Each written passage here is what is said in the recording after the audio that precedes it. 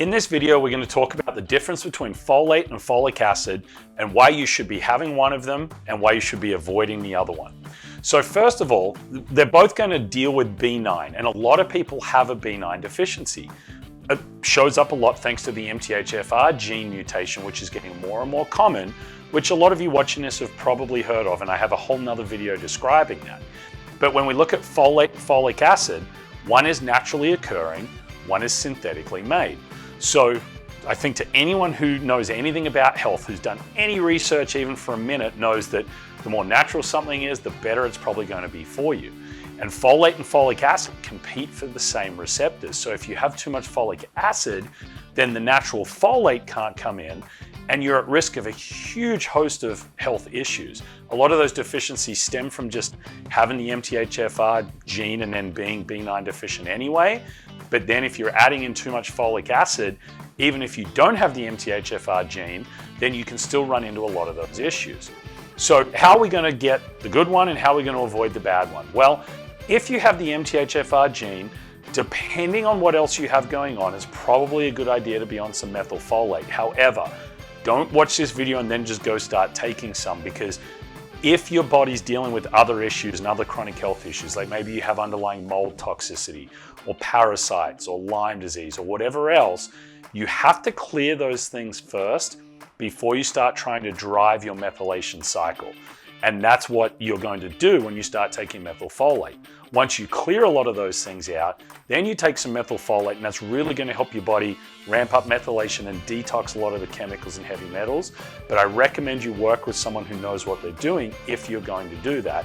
Just leave a comment here in the description of this video if you need help, and I can definitely get back to you and let you know how to go about it. Hey, Dr. Rodney here. If you want to get my free PDF, 5 hacks for boosting your immune system, just go into the description of this video, click on the link, download it, and if you have any questions on it, just send me a message and I'll help you out with it.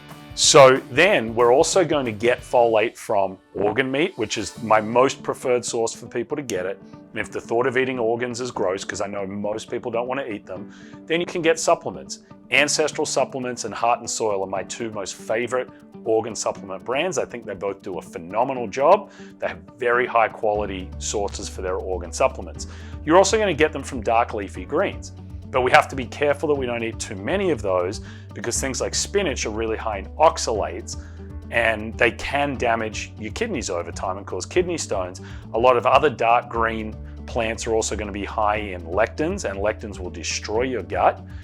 And they're going to uptake a lot of chemicals and metals from the soil. Here in the Midwest where I live, it's notorious for having a lot of uranium, thallium, and cesium in the soil. So when you meet people who eat a lot of plants or do a lot of juicing, like I did 10 years ago when I thought plant-based was the way we should go before I saw the error of my ways and went far more carnivore and organ meat style, I tested very high for uranium, cesium, thallium.